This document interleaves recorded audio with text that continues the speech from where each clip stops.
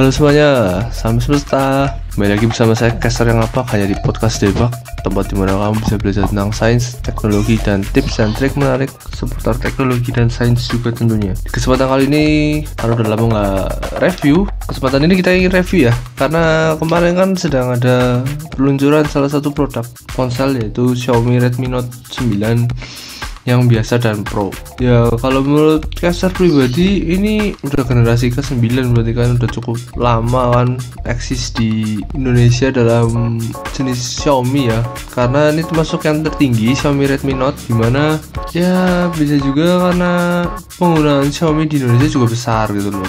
Makanya kita akan bahas, tapi secara spesifikasi aja ya, secara teoritis aja kita bahas, karena pada dasarnya orang-orang pun kadang nggak terlalu memperhatikan, padahal sebenarnya masih banyak yang bisa kita bahas dari sebuah spesifikasi, dari kemampuan dan lain-lain. Sebenarnya kalau kita langsung bahas itu, Xiaomi Redmi Note 9 itu sudah rilis dari 2 bulan lalu ya teman-teman, dari April tanggal 30 secara resminya. Teman-teman bisa cek aja di website resminya Xiaomi atau di GSM Arena. Kalau GSM Arena itu based on Europe kalau nggak salah, kalau nggak ya negara-negara yang pastinya sudah didatangkan dulu. Kalau nggak salah kemarin Xiaomi Redmi Note 9 itu yang diboyong ke Indonesia cuma 2 jenis, yaitu 9 biasa dan Pro ya. Kalau yang aslinya itu ada 3, ada 9S. Tapi yang akan kita bahas ini bisa dibilang apa, acuannya itu dari yang Pro-nya aja, jangan yang Xiaomi Redmi Note 9 yang biasa.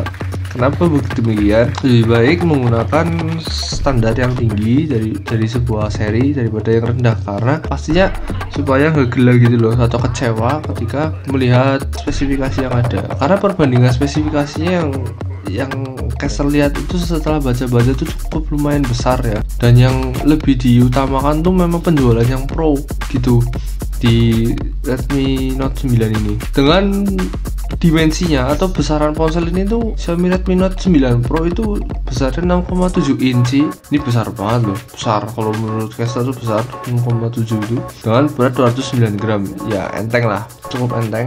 Nah, untuk pemberian protektor kaca depan dan kaca belakang itu sudah menggunakan Gorilla Glass 5 yang terbaru.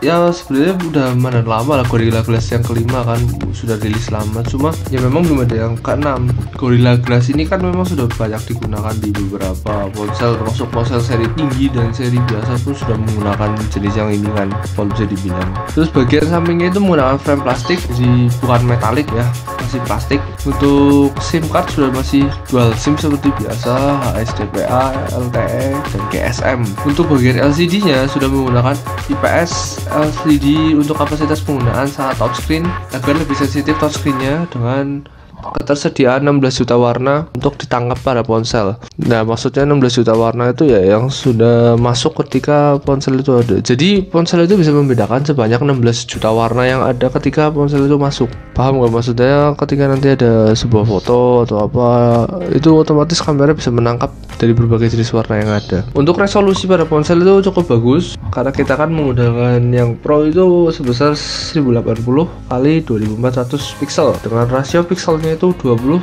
banding 9, yaitu tadi karena mengikuti layar yang 6,7 inci.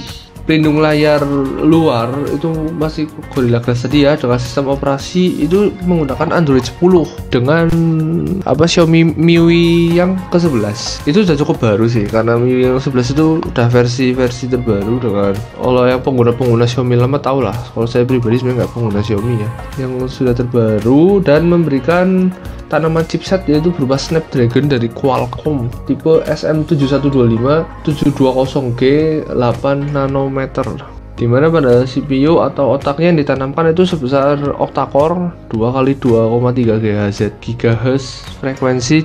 Sementara grafik prosesor unit yang ditanamkan di Xiaomi ini menggunakan Adreno 618. Adreno itu juga bagus, itu salah satu produk yang oke lah sebagai GPU, graphic processing unitnya, karena memang kalau nggak salah itu Adreno tuh karakternya tuh lebih ke irit pada baterai biasanya. Terus tampilannya juga tinggi dan bisa menarik lah intinya lah. Terus untuk memori eksternal yang diutamakan itu menggunakan micro SD XC ya. Jadi kan kemarin kan sudah bahas micro SD ya. Kalau bisa menggunakan micro SD itu yang sesuai dan tepat sesuai dengan rekomendasinya. Dengan begitu biasanya kinerja pada ponsel jauh lebih bagus juga kalau yang butuh memori eksternal. kalau kayak saya nggak pernah pakai memori eksternal ya santai aja. Untuk yang Pro itu jenisnya ada dua, yaitu tetap 6 GB RAM dengan kapasitas memori dalamnya itu ada yang 64 dan 128, dan UFS 2.1 pada memori internal. UFS itu teknologi untuk kecepatan penyimpanan pada ponsel ya, atau transfer data pada saat penyimpanan dengan kemampuannya itu, dimana kalau yang tipe UFS 2.1 itu masih 600 MB per second, sebenarnya sudah gede. Karena UFS yang terbaru itu 3.0 dan 3.2 kalau nggak salah, apa 3.1 lah, dimana berkelanjutan pada kameranya itu. Nah, ini untuk teman-teman yang suka kamera atau suka foto-foto dan rekaman, yang membedakan yang utama tuh gini, karena kameranya sudah mencapai 64 megapiksel dengan fokusnya tuh 1,9 kalau nggak salah, dimana 26 mm perbesaran, dan dengan fitur LED flash dan HDR serta panorama membuat kamera belakangnya ini cukup mumpuni gitu loh. Karena kalau nggak salah Xiaomi itu pakai lisensi Sony ya. Terus untuk sisi rekam kamera ya, untuk yang ingin membuat vlog atau video-video dengan ponsel ini tuh bisa dengan cukup mumpuni dengan 4K dengan frame 30 fps. Dan tapi pada bagian kamera depan masih cuma sekedar HD 1080 biasa yang sebelum 4K. Sayangnya seperti itu, tapi dengan FPS 30/120 frame per second itu tadi. Nah, untuk pada bagian suara, penghasilan suaranya masih menggunakan biasa loudspeaker dengan tambahan 3,5 mm jack. Ini jenis yang paling sering dipasang di ponsel-ponsel modern. Bluetooth sudah versi 5.0 A2DP, dan ada fitur NFC ya teman-teman. Jadi bisa menggunakan NFC yang ada untuk transaksi, biasanya itu nanti bisa digunakan dan tempat infrared pada ponsel juga ada. Bagian USB-nya masih kalau nggak salah 2.0 loh, tetapi ada yang tipe C 1.0 reversible version konektor ya, itu yang udah cukup baru, reversible konektor 1.0 tipe C yang sebagai sambungan yang tidak bisa dikembalikan. Untuk konektor lainnya ya masih pakai WiFi direct, hotspot, dan WiFi serinya. Terus ada bagian fingerprint di sisi samping, jadi bukan sisi belakang atau bawah, tapi ini masih sisi samping. Accelerometer untuk menghitung langkah olahraga ya, jadi ini bisa digunakan untuk teman-teman sebagai pendamping saat olahraga. Gyro atau alat pendeteksi gerak pengguna. Proximity atau sensor adanya objek mendekati ponsel agar tidak memberi respon khusus ketika yang menyentuh itu bukan jari. Ada juga nih untuk keamanan, kapasitas baterainya. Nah, ini yang luar biasa itu ada sebesar 5020 mAh. Ini kalau secara conversion ini bisa tahan 2 hari loh sebenarnya, dengan jenis lithium yang otomatis akan memutus arus ketika penuh. Nah, kalau jenis lithium Pro itu baterainya cukup bisa dibilang bisa bekerja sama dengan charger yang ada. Dan kategori yang lain yang bagus juga dari ponsel ini yang terakhir adalah kategorinya itu fast charging 30 watt. Ini cepat loh termasuk teman-teman, dan harganya mencapai 3,8 untuk varian 64 dan 128 untuk varian tersebut dengan harga 4,2. Kalau kita bahas dari pertanyaan-pertanyaan yang ada, kita mulai dari pertanyaan pertama. Di sini yang pasti banyak sekali ditanyakan, apa perbedaan utama dari yang Pro dan yang bukan, yang diboyong ke Indonesia. Gini deh, biar cepet. Kamera masih HDR ya. Ini untuk yang paling kelihatan di yang non Pro nih, kamera masih HDR, belum 4K sama sekali. Pertama, dalam kemampuan rekam dan kemampuan tembak untuk gambar gitu loh ya. Karena perbandingannya 48 dibanding 64 gitu loh. Dan fast chargingnya cuma 18 watt, nggak sebesar yang 30 tadi untuk non Pro ya. Dan ada reverse charging dimana 9 watt juga. Kalau yang Pro nggak ada reverse chargingnya. Pada GPU masih atau graphic processing unit itu masih menggunakan Mali G52 MC2.